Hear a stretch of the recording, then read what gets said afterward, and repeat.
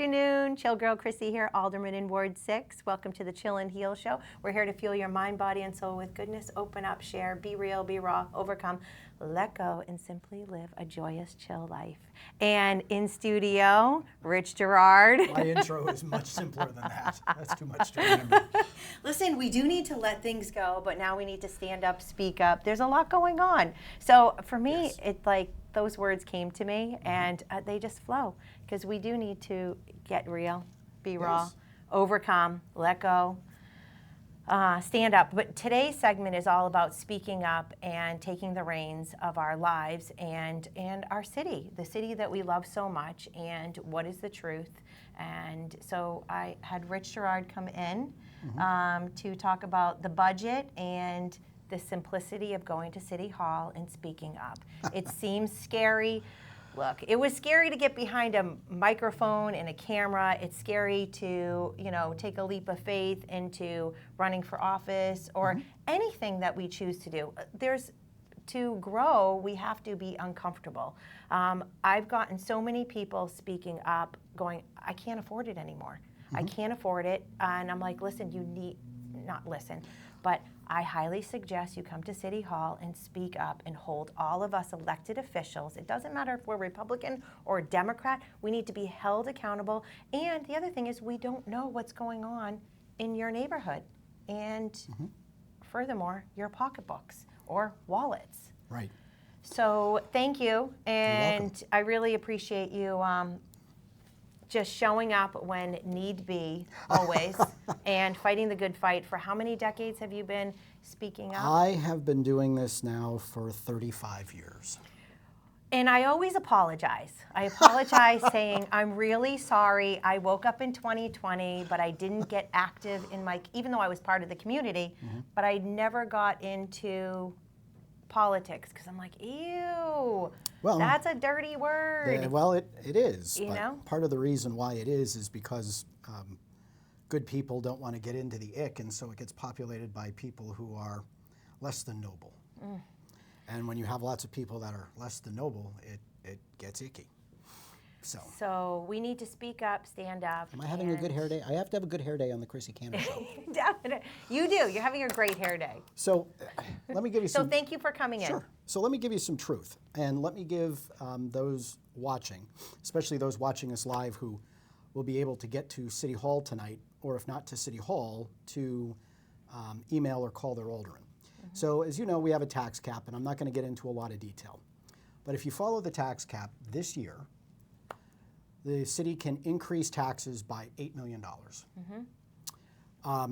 June Trisciani, the alderman at large, and Jim Burkish, the alderman from Ward 9, have proposed an alderman's budget. So the way the budget works is the mayor, the school district has to propose a budget that meets the tax cap and send it to the mayor. The mayor has to propose an overall city budget that meets the tax cap and send it to the alderman. Then the aldermen get to do whatever it is the aldermen get to do between the time they get the budget and the time the charter says it has to pass, which is the first Tuesday in June, second Tuesday in June, one of those Tuesdays. So the mayor proposed a tax cap compliant budget that raised taxes by $8 million and had a 3% tax rate increase. The alderman's budget that I got a hold of on Friday, because when the aldermen do stuff like this, they never put on an agenda so it can be seen in advance. They never release it to the public. They just kind of spring it at a board meeting. So this time they sent it out in an email Friday after 5 o'clock, and I got it. Haha. I won't tell you how, but I got it. And so I went through it, and instead of $8 million in new taxes, it raises over $22 million in new taxes. From 8 to 22. Right. And so in sending this email out, they said they are $2.9 million below the spending cap, and that it would require a revenue cap override in order to implement. So now I get to tell you about this whole spending cap and revenue cap thing. In the bluntest possible terms, they don't exist. It is a lie. The way the tax cap works is it allows the city to increase taxes by the 3-year average by the average of inflation over the previous 3 years. So last year, the city raised $270 million in property taxes. Multiply that by 3%, which was the average, the 3-year average of inflation. That gives you $8 million. Okay? That's how that works. So Trisciani and Burkish let forward a budget that increases that to $22 million. So they are wildly over the tax cap, and they did that by removing or reversing all of the spending reductions, all of them that Jay Ruhe made. And then they offset another $12 million in non-property tax revenue losses to increase city spending by a little over $10 million and school spending by 4. Okay?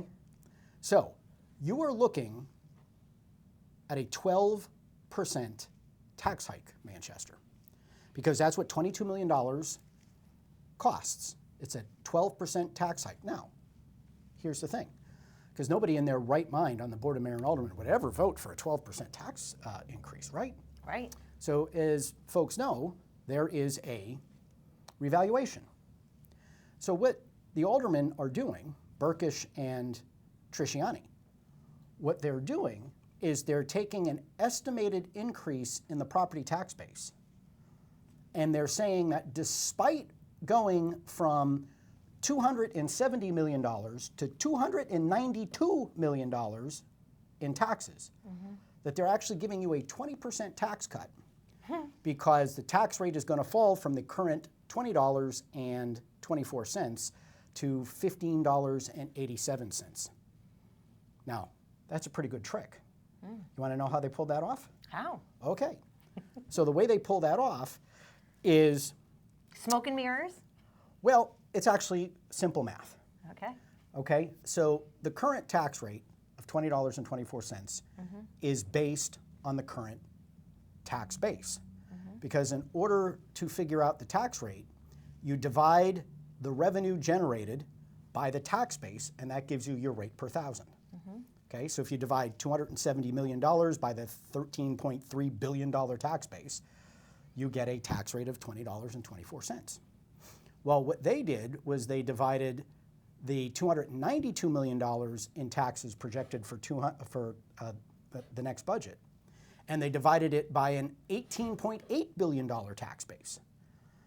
So of course, if your tax rate is a function of the tax base and the money raised, then, and you don't equalize the numbers, I'm going to tell you what that means in a minute, then you're skewing the numbers. So you're comparing a tax rate that is calculated on an entirely different tax base than the current one. So what you need to do, and for those of you who remember algebra, and yeah, I broke a brain cell or two trying to, gin up these, but it's a very simple equation. Base, tax base, times tax rate equals revenue. So you can solve for any one of those 3 variables. If you need to solve for the tax rate, it's simple. You divide, because you gotta isolate x on the left side of the equation. Remember that? Yeah. Isolate x on the left side of the equation. So how do we isolate x? Well, that means we got to take $18.8 billion tax base and we got to make it 1. How do we make it 1? Well, we divide 18.8 billion by 18.8 billion. And what you do on one side of the equation to solve for x, you have to do on the other. So you divide the 292 million by the 18.8 billion. That gives you your tax base. So if you want to equalize it, then you can do it one of 2 ways. You can divide the $292 million by the current tax base, which is 13.3 billion, and that will give you the tax rate. Or you can divide last year's revenue by this year's tax base. Either way, when you make the tax base equal, it tells you what the equivalent tax rate has to be. It's that simple math. So when you actually do that simple math, instead of a 21.65% tax cut, which the Alderman's budget document claims, it's actually an 11.8, I call it 12% tax increase. Here's the deal. If they didn't raise $22 million in new taxes, if they were just going to raise the $270 million in property taxes for the coming budget that they did for the last budget or for the current budget, you would see a 30% cut in your tax rate using their tax-based number. So when they say, oh, look, we're cutting your taxes by 21%, well, I go, oh, look, you could have cut my taxes by 30. What's that mean? That means you got a tax hike. Now, for those of you who are worried about the tax impact of the revaluation, here's what else is going to happen. And if you go to girardatlarge.com, I actually did a show on this showing how the revaluation impacts your taxes and how they're lying about the tax cap. By the way, the tax cap has a specific section that addresses tax hikes in a revaluation year. You know what it says? What? You have to use the 3-year average of inflation to increase the amount of taxes you raised last year to that. So guess what? It doesn't matter that you're having a revaluation. You still apply the 3-year average of inflation to what you collect, not the tax base, but to what you collected in taxes last year, which means how much money can they raise in taxes this year with the revaluation? Oh, $8.1 million. Yes. Oh, funny how that works when you read the document. So you see, there is no revenue override, and the best evidence you have that there is no, you know what the best evidence you have in? What? Okay, in 2014, boy, I'm really digging up some history here. In 2014, there was a question placed on the ballot to amend the city's charter to allow it to do what? To allow it to increase the tax base by any added revenue to increase the amount of taxes raised to include any added Revenue. value in the tax base. So if the tax base went up $100 million, the alderman and the mayor said, hey, you know what? We should be able to count that $100 million to increase taxes. So they sent that out to the voters, and you know what the voters said? What did they say? No way, Jose. Oh, well, I would have said hell no, but yeah. I mean, it got crushed. And you know what was really remarkable about it being crushed? No, I have no idea. Mayor Ted Gatzis supported it. Every member of the Board of Aldermen supported it. Every member of the Board of School Committee supported it. Every person in elective office in the city of Manchester went to the voters and said, we need this. And the voters said, oh, hell no. So you know there is no revenue cap override because the ability to have that revenue cap override was killed by the voters, and it was proposed to the voters because it didn't exist. Still doesn't, because it wasn't passed. Now the way it governs... So what? At the end of the day, it's because they came out and voted. At the end of the day, it's because they came out and voted. And they spoke up, and City Hall had to listen. That's right. So right there, through all the math and all the equations, your voice does matter. Oh, absolutely. And that's why it's so essential to call your alderman, call the mayor. And I learned something the other day, actually last night in particular, is I get an email through the city website. It doesn't come directly to me. I had to go find them. I got a phone call that you didn't email, you didn't respond to me. And I'm like, I don't know. I didn't see an email. Anyways, important to email us directly so it goes right to our inbox. I don't know if every alderman's experiencing that, but that was my experience. I had like 10 emails through the city website. I would tell you to forget the email. I would tell you to call. Yes, call. And the phone numbers are all on the website, manchesternh.gov. But so and show up to City Hall. Oh, yeah, we're going to get to that in a minute. At 7 p.m. tonight. We're going to get to that in a minute. Okay. So, my brother. But here's the thing. They say they came in $2.9 million under the revenue cap, under the spending cap, which had me scratching my little wooden head, which hopefully I still have good hair because I'm on the Chrissy Cantor show. Very good hair. And so here's the thing. The way that the tax cap controls spending is it says that the city may increase spending by the allowed increase in property taxes plus any increase in non-property tax revenue. So if auto registrations go up by $2 million and the taxes go up by $8 million, then you can spend $10 million more. Except if non-property tax revenues go down, what happens? Well, you still add that to the amount of taxes collected, right? So what happens when you add a negative number? Well, it becomes subtraction. So if you can raise $8 million in taxes, but you have $2 million less in revenue, well, 8 million plus negative 2 million is 6 million. Now you can only raise taxes by $6 million. Wow. Now, in the case with this budget, they can raise $8 million in taxes. Do you know how much money the city lost in revenue, both on the city side and the school side, from last year to this year? No. $12 million. So what happens when you add $8 million to negative 12? Oh, yeah. You have a $4 million loss. The city, under the tax cap, must cut spending overall by $4 million. Wow. Instead, the city is increasing taxes by $14 million. And so that's how you get to 14. What's 14 plus 8? 14 plus 8 is 22. 22. Yeah. And how big is the tax hike? 22 million dollars. Yeah. You see how that works? Is it 21 something? No, it's 22. It's 22? It's 22. It's just under 22.1. So that's what's happening. Now, I know it's hard to follow numbers in a discussion on TV and whatnot. What I wanted to do is let you know definitively that you are being deceived into thinking that you're about to receive a tax cut because the tax rate is supposedly going down. It's not. So if you don't want this to happen, it is imperative that you contact your alderman. I prefer you phone call because they can say they didn't see the email. Social media posts have got absolutely no impact on elected officials. Yeah. But what is most effective is coming down to City Hall. And let me tell you what's going to happen at City Hall tonight. Tonight at City Hall, the More Money crowd will be there in spades. They are going to be some kind of pissed off because the schools only got $4 million more than the mayor proposed, which is just under $1 million more than what they got last year.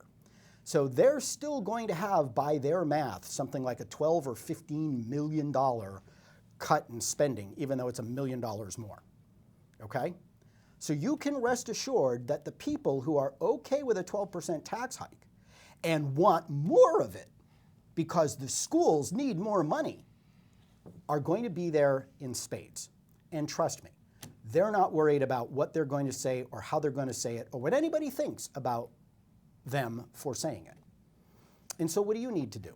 It's really simple. You got to get there before 7 o'clock because if you don't, although the rules seem to have changed because now at the end of it, the mayor's like, anybody here didn't get a chance to sign up before 7? Before if you didn't show up by 7 o'clock, that was it. You didn't get a chance to, you didn't get a chance to talk. But be there before 7.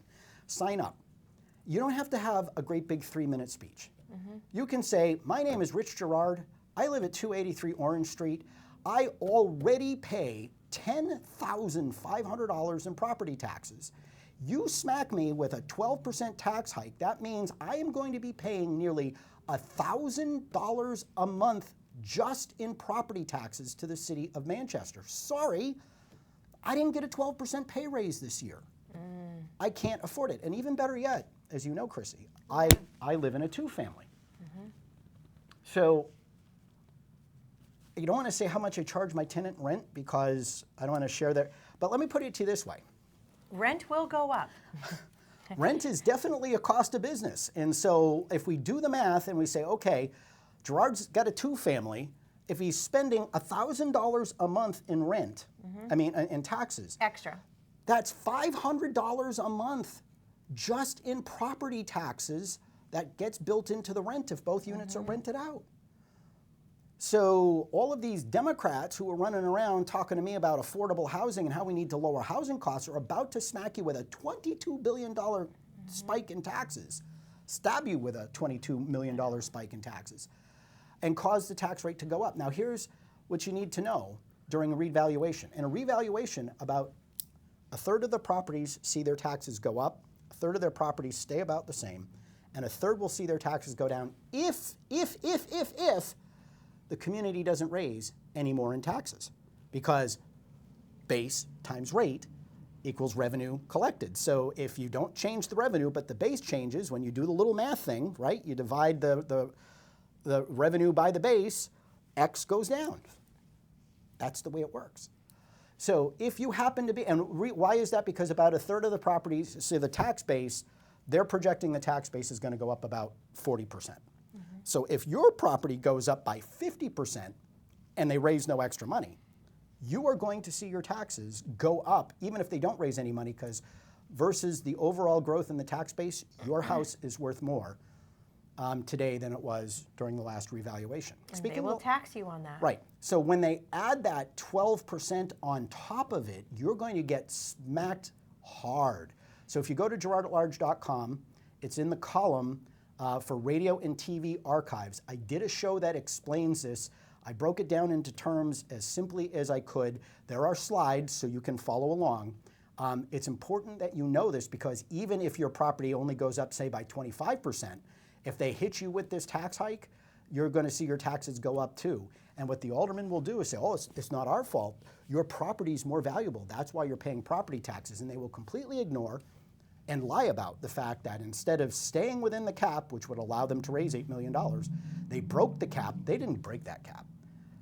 They obliterated that cap and raised $22 million in new taxes so that they could increase spending by what? When $14 million? When student enrollment is down. Yes, let's face it. And they're projecting a reduction in state aid for schools next year for no other reason than continued declining enrollment. Okay, and I had one person in particular, but actually plenty of people is like, oh, they're losing money.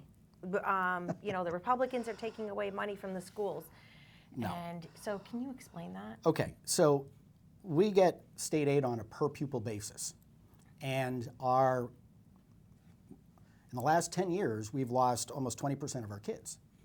So, but that being said, the state keeps increasing the amount they spend per pupil. It increases in this budget about 2% a year each year. What some people are talking about is what might happen next year because there was a provision in the budget that expires where Manchester could lose about $10 million in so-called catastrophic aid. And the way the legislation is written, it affects all school districts with more than, I think, 5,000 kids, which is essentially Manchester and Nashua, might be a couple others. And people are saying this is unfair. But what the state is really doing is it's recalculating the formula because, believe it or not, despite what you hear in Manchester, there are other communities in this state that have high poverty, that have lots of special needs, and who got shafted in the catastrophic aid calculation by a bill that former state senator Lou D'Alessandro got passed. Remember when $35 million fell from the sky? Yes, I remember that. And the Board of Mayor and Aldermen said, here you go, and increased spending by $35.5 million mid-year. Well, that was because of legislation that Lou D'Alessandro got passed, and part of that was a calculation of catastrophic aid that advantaged Manchester to the exclusion of other communities. And those other communities didn't like that so much. And so it's not a Republican thing to kill Manchester. It's state legislators trying to make the situation more fair. So that's really what happened. And if the City of Manchester schools, supported by the Board of Mayor and Aldermen, with the exception of Chrissy here and Ed Sapienza, the two remaining ones on the board, if they didn't approve a $290 million project that was going to increase debt service by $17 million, and then a bunch of pay raises that included, in the first year, raising the incomes of teachers, principals, and everybody else by $13 million, and locking all of that money into fixed expenses, we wouldn't be facing the problems that we have. So the challenges that we have in the city of Manchester are purely a result of poor spending decisions, not the state. Because when you take a look at state aid, okay, in the last two state budgets, state aid to Manchester has gone from $62 million to $108 million. And yet you got Jim O'Connell and Cindy Stewart, among others, running around going, oh, the state is downshifting costs. They're not paying their fair share. We've gone from $62 million to $108 million. You're up by about 2/3 to 75% within 3 calendar years. And somehow this is depriving the city of Manchester of funding. And you know what? They've spent every penny of it and then some. So what's that tell you? It tells you that if you keep feeding the beast will get bigger. The beast needs to be put on a diet. I totally agree. And spending $26 million on portables that were, when you had plenty of space. No. Ultra modern modular classrooms. Yeah. Well, Ultra modern even- modular classrooms, don't call them portables, even though Bob Bain said they were lied to about the quality of the. I was just going to say that. Yep. I went to speak at the school board meeting, and even Mayor Bain said, yeah, Chrissy's right. They did not receive what they were told they were going to receive. I mean, that's like, Yeah. Ultra modern modular classrooms. yes. Crazy. And they were even talking about, well, if these things were so great, why do we need to build a school? Why don't we just have these? yeah, that's so true. Remember that? I know. So that is as simple as I can boil it down in a nutshell what's happening. And really, you don't need to know the details. You need to know you're not being told the truth. You need to know you're being deceived. And you need to know that if this budget passes, it will be the single largest tax hike that I can find literally going back to maybe 1983 or 1989, somewhere in there, where it was so bad that a Republican named Omer Bodwin came within like a dozen votes of defeating Bill Cashin for alderman in Ward 10. That's how bad that tax hike was. So, folks, no joke, they will listen to you if you call, if you email, and especially if you show up. Don't have to be eloquent, don't have to have a speech. Hi, my name is Joe Blow. I live at 123 ABC Street. I can't afford a 12% tax hike. Figure out a better way, because really all they're doing is they're just leaving the status quo at the city. They're not looking for any changes. They're not questioning any expenses. They're just feeding the beast. This is what happens when your department heads are actually the ones that are de facto in charge of building the budget. I'll give credit to Jay Rouet, and I don't do that very often. At least the budget he proposed actually stayed within the tax cap. And he made some reasonable decisions to do that. And you know, I no love lost for the mayor, but I got to give him credit for doing that. The question is, folks, and when you come tonight, or you call the mayor's office, you need to tell him you expect that he will honor his campaign pledges to hold the line on the tax cap. If he does, and the 5 Republican aldermen, these are the only people we need to convince, if the mayor vetoes it and the 5 Republican aldermen sustain his veto, then the tax cap will not be overridden and you will not be socked with a 12% tax hike on top of what you're going to get nailed with in the revaluation. Call the mayor's office, call your alderman, and show up tonight at City Hall. It matters. So we'll see you tonight at City Hall, 7 p.m. or 5 o'clock with Ken Tassi and MRC. Thank you so much, Rich. Appreciate it. Glad to be here, Kristen. Thank you. Talk to you guys soon.